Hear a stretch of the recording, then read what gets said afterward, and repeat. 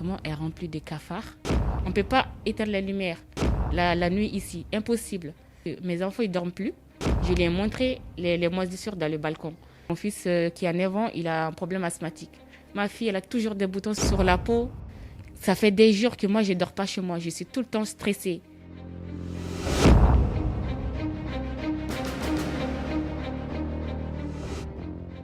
Bonjour, je suis Sullivan Jous, conseiller municipal de la ville de Sevran. Je veille au respect de la dignité humaine et au respect de l'égalité devant la loi. Alors vous nous avez contacté hier concernant plusieurs problématiques que vous rencontrez dans votre appartement. Je vais vous laisser le soin de nous exposer ce qui vous a poussé à nous appeler, à nous contacter pour essayer de solutionner ces divers problèmes. Oui, bonjour. Je vous ai contacté par rapport à des problèmes que nous vivons ici chez nous. Parce que notre appartement est rempli de cafards. Je pense aussi qu'il y a des punaises. Et j'ai eu votre numéro par la nièce de ma voisine. Du coup, parce que je suis tellement embêtée maintenant que je cours de gauche à droite tous les jours pour pouvoir trouver des solutions, mais toujours rien. Donc, mon bailleur, il a intervenu 2 fois pour ce problème des cafards et des punaises.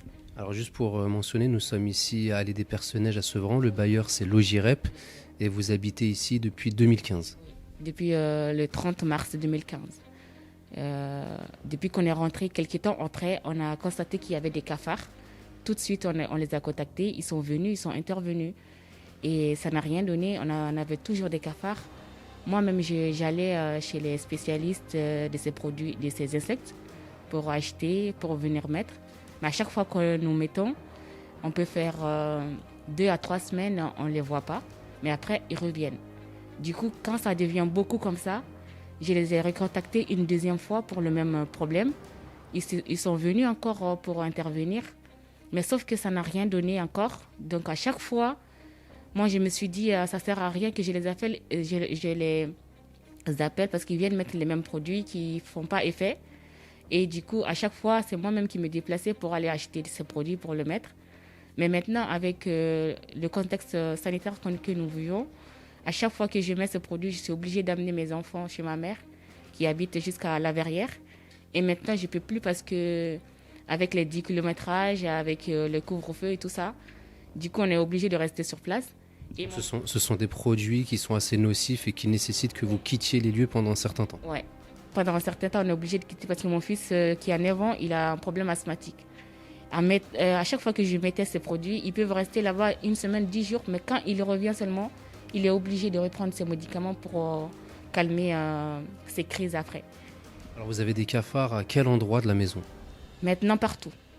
Avant, ils étaient qu'au salon, dans la cuisine, les toilettes et la salle de bain. Maintenant, même dans les chambres, ils sont partout.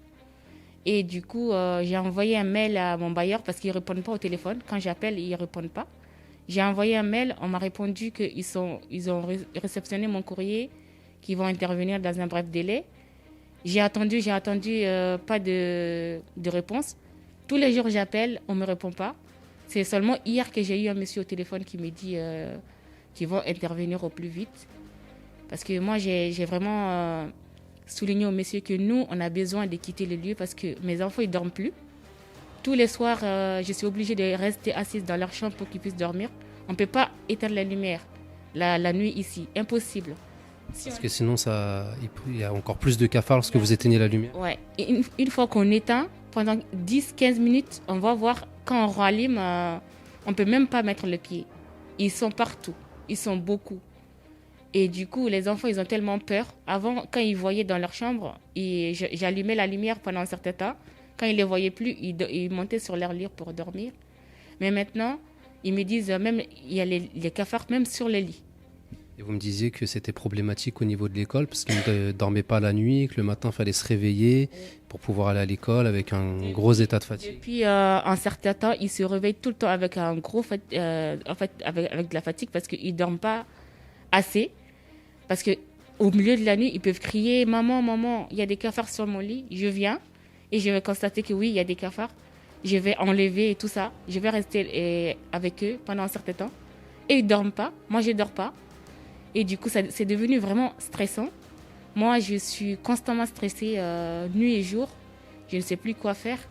Vous disiez même que le soir, dans le canapé, vous vous retrouviez avec des cafards sur Ouais, vous. sur nous, en fait, assises, que ce soit la lumière allumée ou éteinte, c'est la même chose. On voit des cafards monter sur nous. Vous me disiez que vous avez donc essayé de contacter la mairie, donc c'est peut-être le service d'hygiène. Qu'est-ce qu'ils vous ont dit? Est-ce qu'ils vont venir faire un constat? Est-ce qu'ils vont vous aider, vous accompagner là-dedans? Ben, c'est ça que je ne sais pas encore. Parce que depuis que j'ai déposé mon dossier à la mairie, le 8 avril, j'ai été déposée. Euh, Chaque jour, j'appelle. Ils me disent c'est en cours de traitement. On va vous appeler une fois que tout est noté. Et hier, je me suis déplacée pour aller là-bas pour savoir mon dossier où en était. La dame, elle me disait que j'étais pas enregistrée, que j'étais nulle part. Du coup, elle a commencé à demander à tous ses collègues et tout ça. Personne n'était au courant. On ne retrouvait plus mon dossier. Du coup, je suis restée quand même pour voir mon dossier, il est parti où en fait. Du coup, elle a appelé ses collègues qui sont en télétravail. Une lui a dit que c'est elle qui a réceptionné le dossier, mais qu'elle n'a pas fini de les saisir. Qu'une fois elle va finir de les saisir, qu'elle va m'appeler pour discuter, je ne sais pas quoi. Donc du coup, elle m'a dit qu'elle travaille que les jeudis, que les autres jours, elle travaille chez elle. En tout cas, nous, on va essayer de voir où ça en est. On va essayer de voir aussi avec l'amicale des locataires, qui est assez active dans le quartier concernant ce genre de problématique, voir si on peut écrire aussi aux bailleurs et voir au niveau de la municipalité comment faire accélérer les choses. Vous nous disiez, enfin, j'ai pu voir aussi sur la loggia qu'il y a de la moisissure. Comment cela est arrivé? Depuis quand? Est-ce que Logirep vous a dit quelque chose à ce sujet? Non, en fait, franchement, je ne les ai pas appelés. Une fois que il y avait une fuite d'eau dans la cuisine. En fait, l'eau, ça descendait chez ma voisine d'en bas. Et c'est là que ma voisine m'a dit qu'à chaque fois que je fais ma machine, qu'il y a de l'eau qui descend chez elle. J'ai été les contacter, les gardiens. Ils m'ont dit d'acheter les meubles de la cuisine pour qu'ils vont changer, qu'il y a un tuyau qui est troué. C'est là que quand le monsieur il est venu réparer, je lui ai montré les moisissures dans le balcon. Je lui ai dit qu'à chaque fois qu'il pleut, il y a de l'eau qui reste longtemps dans le balcon, qu'à chaque fois qu'il faut que je suis et tout ça. Mais je ne sais pas comment ça se fait qu'à chaque fois qu'il pleut, qu'il y a ça. Un problème d'infiltration, d'isolation du bâtiment. C'est pas du tout. Le monsieur, il m'a pas su me répondre comme il faut. Donc, du coup, j'ai pas insisté. En tout cas, j'ai pas appelé le bailleur par rapport à ça.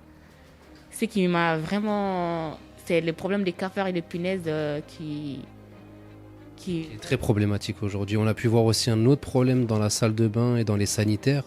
Apparemment, il y a eu une fuite qui a dégradé le plafond. Vous me disiez qu'il y avait de l'eau qui coulait. Et toujours rien, vous avez signalé, mais aucun travaux n'a été fait. Non, pas encore. Donc, et ça fait combien de temps? Je ne sais pas trop. Ça fait quand même un moment, mais je ne me rappelle pas trop.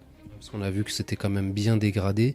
Et vous disiez tout à l'heure acheter des produits, les mettre régulièrement pour essayer de faire fuir les cafards définitivement. En termes de budget, ça vous revient à combien à peu près par mois, tous ces produits? J'achète vraiment, je ne sais plus, je ne sais pas à quel, parce que à chaque fois que j'y vais, le monsieur me donne 2 produits à chaque fois. À chaque fois, il me donne une bombe qui coûte 28 € ou 37 €. Je ne sais plus en fait les prix, mais c'est 2 produits à chaque fois qu'il me donne. Une bombe, après une pour mettre sur les cafards à chaque fois. Et j'achète 2 à chaque fois, parce qu'il faut mettre un au salon et un autre dans la cuisine à chaque fois. Et vous, psychologiquement, comment vous vous sentez aujourd'hui de voir vos enfants dans une telle, on va dire, détresse? Et vous-même, comment vous le vivez, cette situation?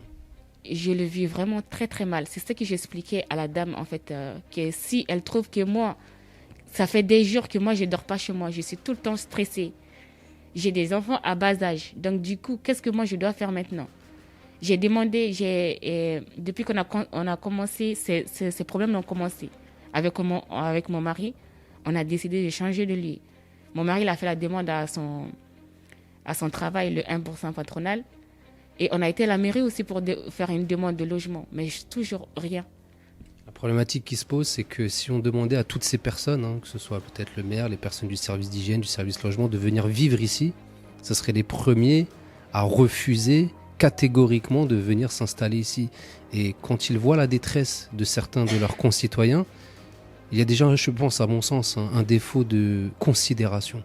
Parce que nous avons posté pas mal de vidéos et toutes ces familles qui se plaignent de troubles et d'atteintes à leur dignité humaine ne sont jamais reçues, ne sont que très peu entendues. Et il faut à chaque fois que nous puissions faire les démarches avec eux, les accompagner pour que les choses puissent avancer lorsqu'elles avancent. Et on voit que c'est très très compliqué et c'est vrai qu'on se demande pourquoi il y a ce manque de considération envers la dignité de nos concitoyens sevranais, et ça peut arriver aussi dans d'autres villes. Et le temps de l'administration, ce n'est pas le temps de la détresse humaine, parce que vous vivez ça au quotidien avec vos enfants, avec des conséquences qui peuvent être désastreuses sur le long terme, en termes de santé, en termes d'éducation scolaire aussi pour les enfants. Et donc c'est ça que nous trouvons horrible aujourd'hui en 2021, que nous soyons obligés de batailler pour que ne serait-ce que la dignité humaine soit respectée, alors que les choses pourraient aller beaucoup plus vite et pourraient être beaucoup plus efficaces. En tout cas, nous vous souhaitons beaucoup de courage. Nous allons, comme je le disais tout à l'heure, vous accompagner dans vos démarches. Est-ce que, éventuellement, parce que comme je dis souvent dans les vidéos, il y a un article de loi en France qui dit que chaque préjudice doit être réparé. Aujourd'hui, vous êtes victime d'un grand préjudice au niveau psychologique, physique, matériel, au niveau des enfants. Est-ce que vous envisageriez éventuellement de saisir la justice pour obtenir une réparation de ce préjudice sous forme de dommages et intérêts? Je ne sais pas en fait. Si ça peut me ramener des choses vraiment positives, pourquoi pas? Parce que là, je vis ici, mais je ne vis pas en fait. Parce que je suis constamment en stress. Quand mes enfants écrivent pour m'appeler, il y a des cafards là, il y a des trucs.